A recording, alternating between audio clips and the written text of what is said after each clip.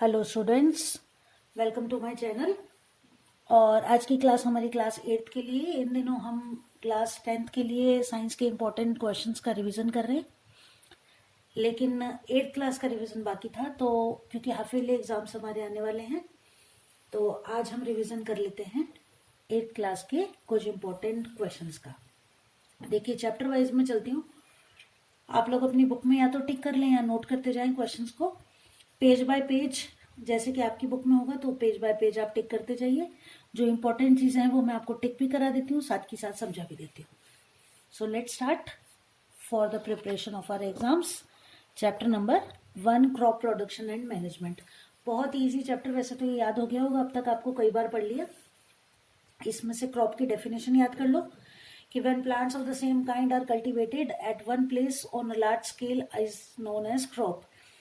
Crop यानी कि फसल। तो जब एक ही जगह पर एक ही तरह के बहुत सारे पौधे लगाए जाते हैं तो उस जगह को फसल कहा जाता है।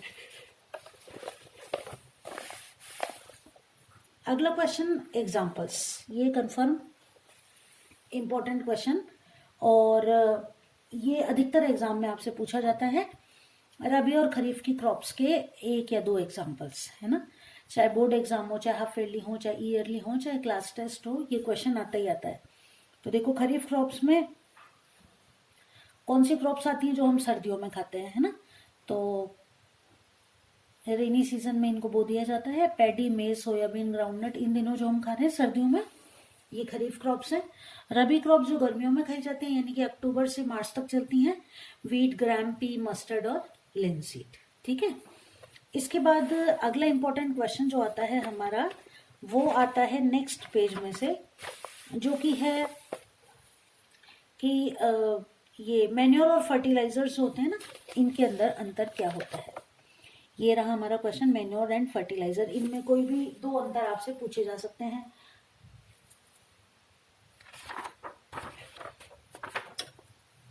मैन्योर जो है ये ऐसे याद करो तो भी ठीक है, और टेबुलर फॉर्म में करो तो और भी अच्छी बात है। ठीक है। इसके अलावा एक क्वेश्चन और हमारा जो बनता है वो ये बनता है कि क्रॉप्स जो होती है ना, उनको बार बार बदल बदल के बोया जाता है। बदल बदल के बोया इसलिए जाता है ताकि जो न्यूट्रिएंट्स कम हो जाते हैं, ये रहा देखो क्वेश्चन, कि सॉइल के अंदर न्यूट्रिएंट्स को रिप्लेनिश करने का जो मेथड है उसे क्रॉप रोटेशन कहा जाता है।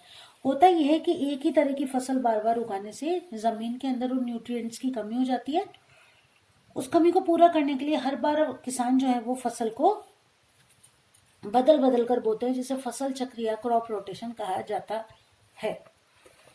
इसके बाद मैन्योर और फर्टिलाइजर्स में अंतर मालूम है हमको। फर्टिलाइजर्स जो है ये हम फैक्ट्रीज में बनाते हैं, मैनमेड होते हैं, फैक्ट्रीज में बनाते हैं। इनसे मिट्टी को कोई खास ह्यूमस नहीं मिलता है, और ये नाइट्रोजन, फास्फोरस और पोटेशियम यानी कि NPK, है ना, इनको बोलते हैं NPK में रिच होते हैं। अगली बारी है मैन्योर्स की। तो ये नेचुरली काऊ डंग से और पुरानी गली सड़ी पत्तियों से बनाए जाते हैं।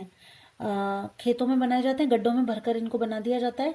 ह्यूमस मिलती है इससे मिट्टी को, और बहुत ही मतलब इनके मुकाबले कम न्यूट्रिएंट रिच ये होते हैं।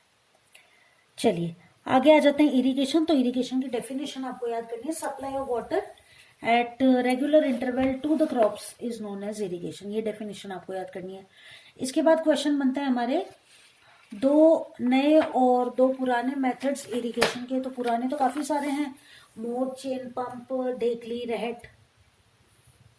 और जो नए मेथड्स हैं उनमें है स्प्रिंकलर सिस्टम और ड्रिप सिस्टम। स्प्रिंकलर सिस्टम हमें पता ही है, आपने देख रखे होंगे स्प्रिंकलर। और ड्रिप सिस्टम में ये पाइप होता है, और इस पाइप में छोटे छोटे छेद होते हैं जिनसे ड्रॉप बाय ड्रॉप पानी गिरता रहता है फसल के अंदर। ये चीज इसलिए इम्पोर्टेंट है ड्रिप सिस्टम, कि वो जगह जहाँ बहुत कम पानी होता है वहां पर ये पौधों को उगाने के काफी काम आती है। फिर आपको याद करना है वीड्स क्या होते हैं।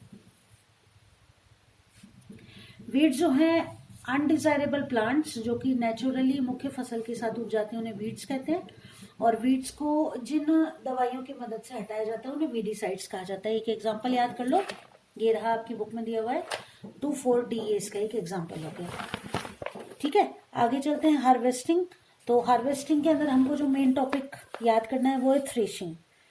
बीज के जो दाने होते हैं उनको भूसे से अलग करना थ्रेशिंग कहलाता है। The removal of shaft from the seeds is known as threshing. चलिए इसके बाद आगे बढ़ते हैं। और स्टोरेज के लिए बड़े बड़े टैंक्स होते हैं, कट्टे वगैरह में रखा जाता है। और ये वर्ड आपको याद करना है साइलो, है ना। मान लीजिए पूछ लिया जाए छोटे क्वेश्चंस में, तो व्हाट आर साइलोज। तो large scale storage of grain is done in silos और ग्रेनरीज। और लास्ट क्वेश्चन जो इस चैप्टर में से बनता है वो है एनिमल हस्बेंड्री। तो एनिमल हस्बेंड्री क्या है कि एनिमल्स जो होते हैं जिनको हम घर पर पालते हैं, उनको पालने के लिए उनको प्रॉपर फूड, शेल्टर और केयर की ज़रूरत होती है। अब इसी तरह ये तो एक दो जानवर पाले, तब जब बहुत सारे एनिमल्स को एक बड़ी जगह पर पाला जाता है तो उसे एनिमल हस्बेंड्री कहा जाता है, जिसमें उनके रिप्रोडक्शन का, वैक्सीनेशन का और रहने का, खाने का, हर चीज़ का ध्यान रखा जाता है। और लास्ट क्वेश्चन ये रहा कि फिश ऑयल जो होता है ये एक मुख्य सोर्स है किसका, विटामिन डी का। ये हो गया आपका पहला चैप्टर और इसके जितने भी इंपॉर्टेंट क्वेश्चन थे वो हमने कर लिए, बाकी तो याद हो गया होगा अभी तक, है ना। फिर भी ये जो क्वेश्चन मैंने बताया ना, इनको और थोड़ा अच्छे से पढ़ लेना, ठीक है। आ जाओ चैप्टर नंबर 2 पर। चैप्टर नंबर 2 में पहला ही क्वेश्चन जो बनता है, पहली बात तो व्हाट आर माइक्रो ऑर्गेनिजम्स। तो माइक्रो ऑर्गेनिजम्स क्या होते हैं, ये these organisms cannot be seen with our naked eye, यानी कि वे जीव जिन्हें हम अपनी आंखों से नहीं देख सकते, जिनको देखने के लिए किसी एड की जरूरत पड़ती है। एड मतलब माइक्रोस्कोप की जरूरत पड़ती है, ठीक है। पहला जो क्वेश्चन बनता है वो ये रहा, पेज नंबर 1 पे ही दिखा होगा आपको, main groups of micro organisms. बहुत ही इंपॉर्टेंट क्वेश्चन। तो आपकी बुक में 4 दिए हुए हैं, bacteria, fungi, protozoa and algae. ये चारों आपको अच्छे से याद करने हैं। अब आगे आ जाओ। और आगे आने पर हमारे क्वेश्चंस की मतलब ऐसे समझ लो कि बौछार हो रखी है इस पेज पर। कैसे हो रखी है, वायरस से होने वाली डिजीज। तो ये जो वायरस से जो जो डिजीज आपके कोर्स में, इनको आपको तो अलग अलग डिजीज अलग अलग माइक्रो ऑर्गेनिज्म से होने वाली, जैसे वायरस, तो वायरस से हो रहा है कोल्ड, इन्फ्लुएंजा, पोलियो और चिकन पॉक्स, ठीक है ना। इसके बाद आ जाती हैं डाइसेंट्री और मलेरिया, ये प्रोटोजोआ से। और बैक्टीरिया से होने वाली डिजीज टाइफॉइड और ट्यूबरक्लोसिस। अच्छे से याद कर लेना, ये मान के चलो आने वाला है एग्जाम में ये क्वेश्चन, तो इसको अच्छे से याद कर लेना।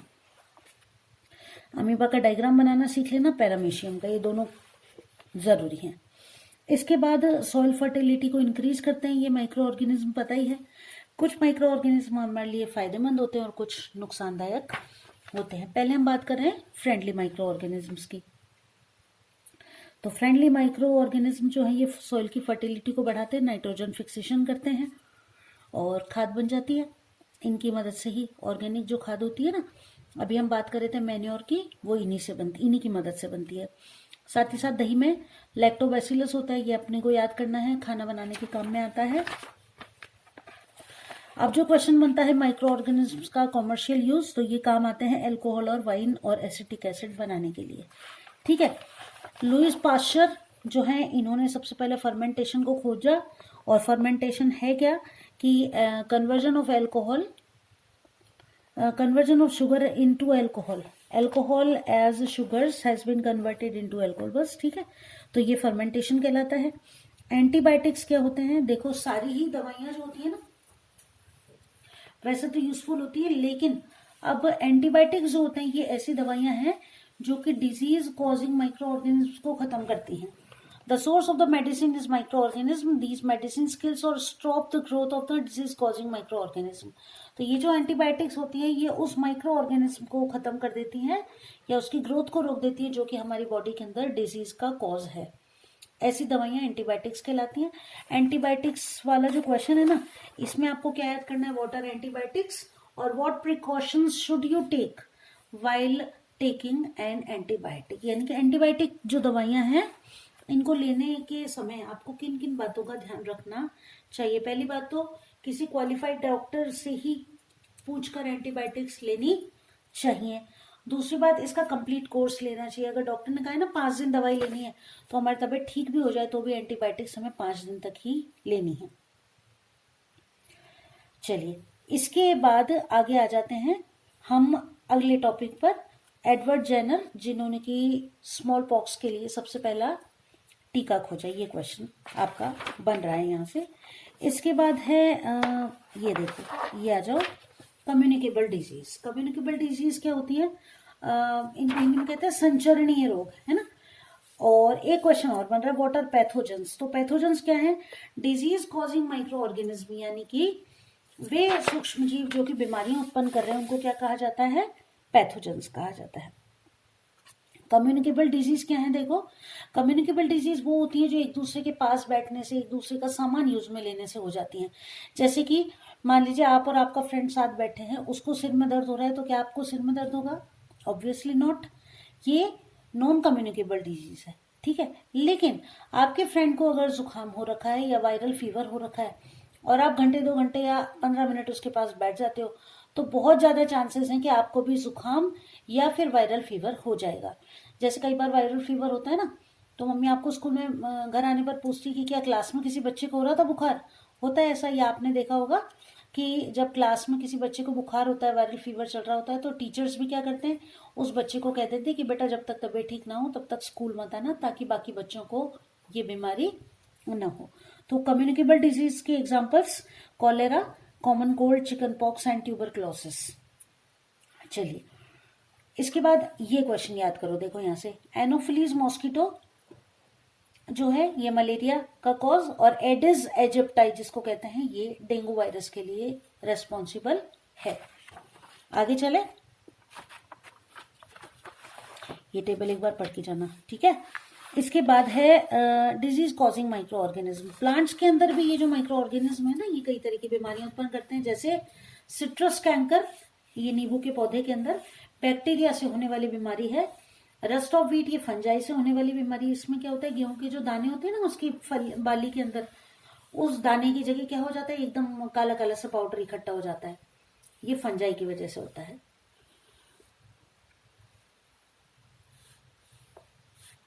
इसके बाद येलो वीन मोज़ेक ऑफ भिंडी, ओकरा। भिंडी की जो पत्तियां होती है ना, उनकी जो वीन्स होती हैं वो ग्रीन की जगह येलो कलर की हो जाती है, वायरस से होने वाला रोग है। इसके बाद फूड पॉइजनिंग क्या है, आपने जानते होंगे, कई बार तबीयत खराब हो जाती है ना, तो डॉक्टर क्या कहता है, फूड पॉइजनिंग हो गई आपको।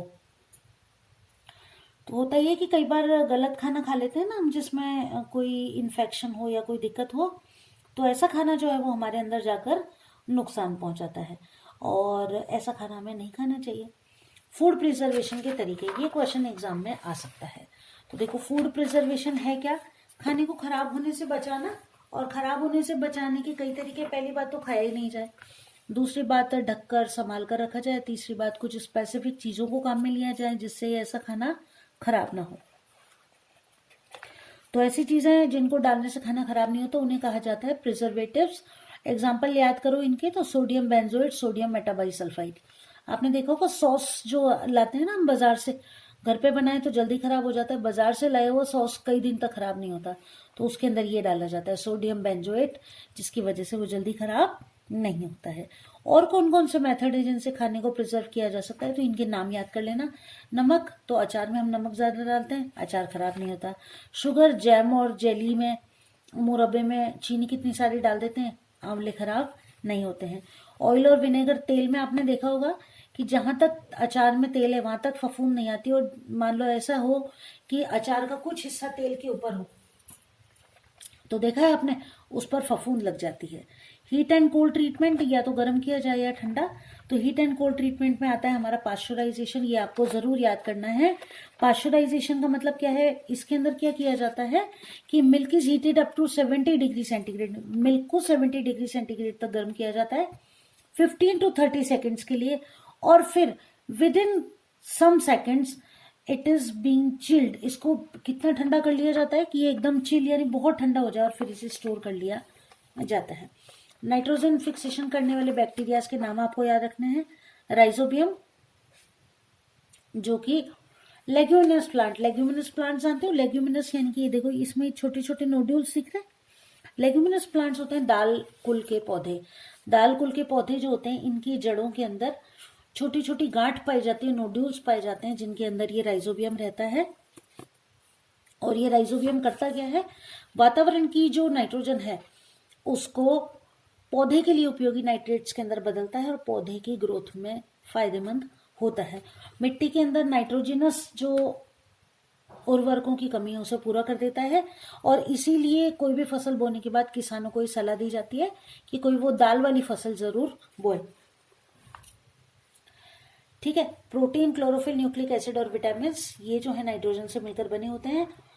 नाइट्रोजन साइकिल जो है, एटमॉस्फेरिक नाइट्रोजन देखो लाइटनिंग यानी बिजली चमकने से नाइट्रोजन के कंपाउंड्स में बदल जाती है। यहां से बैक्टीरिया इस नाइट्रोजन को काम में ले लेते हैं और बैक्टीरिया से वापस वातावरण में चली जाती है।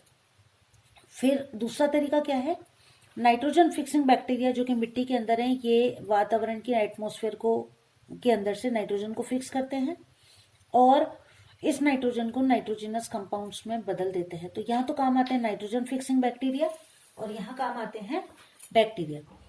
ठीक है, ये कंपाउंड्स में बदल देते हैं, यहाँ से दोबारा बैक्टीरिया, एटमॉस्फेरिक नाइट्रोजन।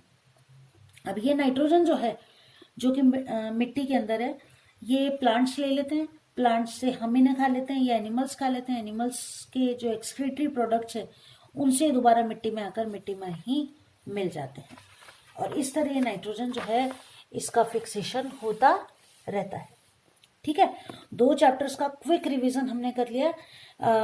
अगर पूरी क्लास आप देख लोगे, अच्छे से सुन लोगे तो याद करने की जरूरत नहीं है, आराम से आप अपना आंसर लिख के आ सकते हो। तैयार है ना अगली क्लास के लिए? चैप्टर 3 और 4 का रिवीजन कर लेंगे विद इन 15 मिनट्स। ओके, तैयारी करते रहो। Bye bye.